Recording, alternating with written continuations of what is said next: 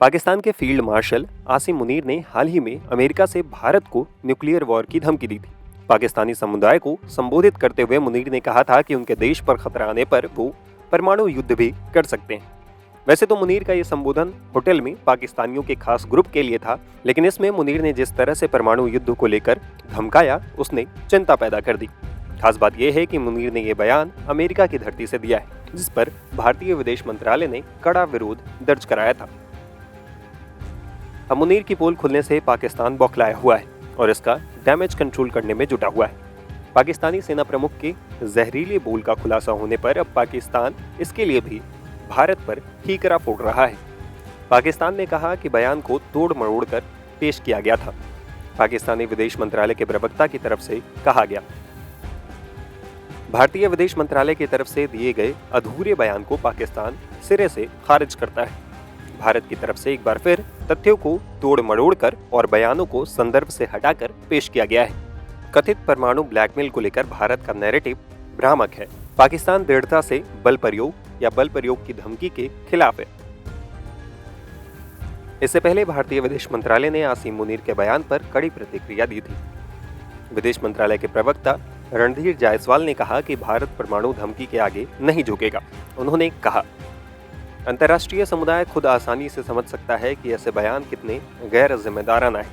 ये बयान इस शक को और बढ़ाते हैं कि जिस देश की सेना का आतंकवादियों से गठजोड़ है, वहां परमाणु हथियारों की सुरक्षा और नियंत्रण पर भरोसा नहीं किया जा सकता।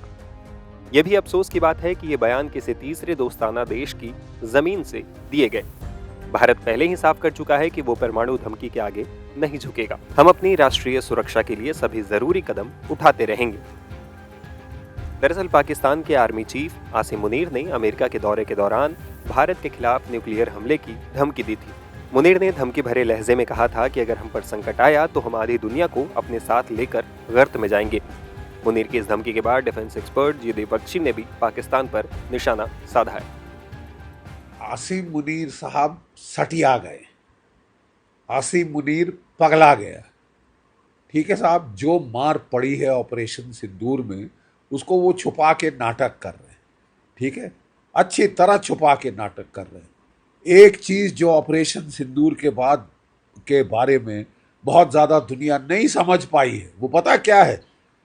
भारत ने थर्ड न्यूक्लियर एज शुरू की है। दो मॉडरेटली आर्म्ड न्यूक्लियर पावर्स अगर आपस में भिड़े, शरेआम लड़ाई हो, तो क्या रिजल्ट है ऑपरेशन सिंदूर का? हमारी इंटीग्रेटेड एयर डिफेंस की वजह से उसके मिसाइल, न्यूक्लियर आर्म्ड मिसाइल और नॉर्मल मिसाइल नहीं आ सकते भारत पे। 100% 3 फायर किए थे, 3 के 3 गिरा दिए। कोई 1200 के करीब ड्रोन फायर किए थे, 90% मार गिराए। ठीक है साहब, हमारी जो न्यूक्लियर जो अम्ब्रेला है, जो air defence, integrated air defence umbrella है, वो तकरीबन लीक प्रूफ है। और हम केवल रक्षात्मक पे नहीं सीमित रहते, हमने आगे बढ़ के जहां से उसके 4 एयर बेसिस से उसके फाइटर विद बॉम्ब्स उड़ सकते थे, जकोबाबाद, रहीम यार खान, सरगोदा, हमने उनके परखच्चे उड़ा दिए सर। जो रहीम यार खान की एयर स्ट्रिप अभी तक चालू नहीं हुई, जहां उनके स्टोर्ड थे न्यूक्लियर बॉम्ब्स, ठीक है, वो थे आपके चगाई और किराना हिल्स में, उनको ठोका है। उनके जो द्वार पे इलेक्ट्रिक मोटर्स लगी थी सीमेंट कंक्रीट के गेट खोलने के लिए, उनका ठोक दिया है। वहां से न्यूक्लियर बॉम्ब निकालना, झूठ मत बोलो, असंभव हो गया है, क्योंकि वहां न्यूक्लियर रेडिएशन कंटामिनेशन है। ठीक है साहब, ये बकवास कर रहा है, ये गीदड़ भभकी दे रहा है। और अब वक्त आ गया है, मैं आपके दूसरे सवाल का भी जवाब दे दूं। जैसे कि उपेंद्र द्विवेदी साहब, हमारे आर्मी चीफ साहब ने बिल्कुल सही कहा है, अब वक्त आ गया है कि इनको आड़े हाथ लिया जाए, वंस एंड फॉर ऑल। वही समीकरण हो रहा है जो 1971 में था। ठीक है, और तब भी हमने हिम्मत मर्द किया था और मदद खुदा आई थी। ठीक है, और 2 टुकड़े हो गए थे पाकिस्तान के।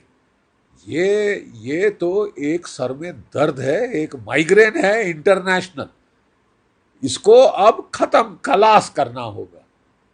ठीक है साहब, अब टाइम आ गया है कि जो हमारा लिमिटेड वॉर की तरफ आउटलुक है उसमें केवल दो रिस्ट्रिक्शंस रह जानी चाहिए कि न्यूक्लियर वॉर, न्यूक्लियर वेपन, हम हथियार इस्तेमाल नहीं होने देंगे और हम पूरा लड़ेंगे, पुरजोर लड़ेंगे। लिमिटेड वॉर जो होगी will be limited only in time and non use of nuclear weapons. ठीक है साहब, ये वक्त आ गया है। आसिम मुनीर अपने सर पे बुला रहे हैं। जब सियार की मौत आती है तो वो शहर की तरफ भागता है। ये समझता है इसको जैसे कि पाकिस्तान ने सोचा था 1971 में इसको अमेरिका बचा लेगा, चीन बचा लेगा। ना अमेरिका बचा पाया ना चीन। ठीक है साहब, ना अमेरिका बचा पाया ना चीन। ये आदमी, ये शख्स अपनी पर्सनल एम्बिशन के लिए, ये इसने फील्ड मार्शल बनने के लिए, जो एयरफोर्स का चीफ था पाकिस्तान का, इससे सीनियर था, उस पर सीनियरिटी पाने के लिए इसने दुम मरोड़ी है शहबाज शरीफ की कि बना दो मेरे को फील्ड मार्शल, क्योंकि साहब फील्ड मार्शल की रैंक में जाके मैं डोनाल्ड ट्रंप से मिल सकता हूं। डोनाल्ड ट्रंप ने शहबाज शरीफ को नहीं बुलाया, इसको बुलाया है। कैसी सरकार है ये साहब कि जिसका जो मुलाजिम है उसको बुलाता है पाकिस्तान का फील्ड मार्शल को बुलाता है डोनाल्ड ट्रंप, उनके प्रधानमंत्री को नहीं बुलाता, उनके प्रेसिडेंट को नहीं बुलाता, क्योंकि वो मुखौटे हैं।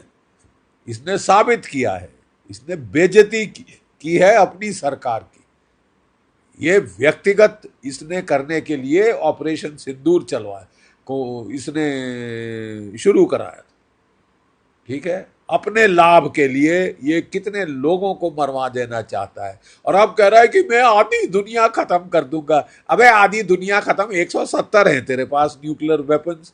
हाँ, 170 न्यूक्लियर बॉम्ब्स हैं तेरे पास, आर्सेनल जो है उनमें से ज्यादातर सब किलोटन है। सब किलोटन मतलब 1.5 पौए 2 पौए के बॉम्ब, जो कि आप जो थे आपने इस्तेमाल रखे थे कि साहब अगर भारत जो है कोल्ड स्टार्ट करे, टैंकों से हमला करे तो मैं टैंकों पे चला के थोड़ा रोकने की कोशिश करूँ। ठीक है साहब, हमारे पास जो बॉम्ब्स हैं 180 हैं जनाब, ज़्यादा है 180 से, और वो सारे के सारे 10 किलोटन के ऊपर वाले हैं। 50 किलोटन और उससे ज़्यादा के भी बॉम्ब्स हमारे पास है। अगर न्यूक्लियर युद्ध हुआ, एक चीज गिठान बांध ले मुल्ला मुनीर, एक चीज गिठान बांध ले, पाकिस्तान नहीं बचेगा। अगले 700 साल वहां पे अनाज नहीं उगेगा। 1/5 है भारत के साइज का। अपना पूरा न्यूक्लियर आर्सेनल भी फायर कर दे तो कुछ नहीं कर सकता हिंदुस्तान का। ठीक है, हम अपना पूरा न्यूक्लियर आर्सेनल तेरे पे फायर कर दें, तेरे तो परखच्चे उड़ जाएंगे और हमें न्यूक्लियर आर्सेनल की जरूरत नहीं पड़ेगी। हमारे ब्रह्मोस काफी हैं तेरे लिए। समझ गया? मदीना 2.0 मुनीर, समझ गया? तेरे लिए हमारे ब्रह्मोस और स्पाइस मिसाइल्स, क्रूज मिसाइल्स काफी हैं। तेरा न्यूक्लियर कमांड पोस्ट उड़ गया है। डोनाल्ड ट्रंप साहब को मर्चें इतनी लग रही हैं क्योंकि उन्होंने जो पैसा लगाया था नूर खान के अंडरग्राउंड कमांड पोस्ट पे, उसके परखच्चे उड़ गए। जो कि उन्होंने ड्रोन कमांड पोस्ट मुरीद के एयरबेस में बनाया था, उसके परखच्चे उड़ गए। इनके जो कोई 8 से ज़्यादा तो F-16 फाइटर जमीन पे ध्वस्त हो गए।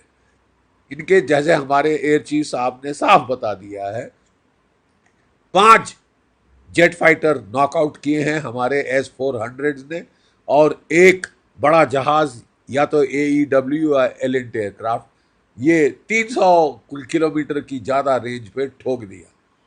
तू बात क्या कर रहा है? तू ये मुंह मसूर की दाल,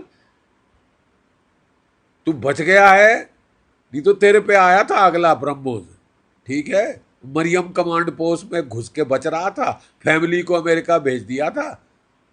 तू अमेरिका में घर बनवा ले, वहीं पे रह, वही वो भी तेरे लिए शायद सेफ नहीं होगा। आसिम मुनीर, मुल्ला मुनीर,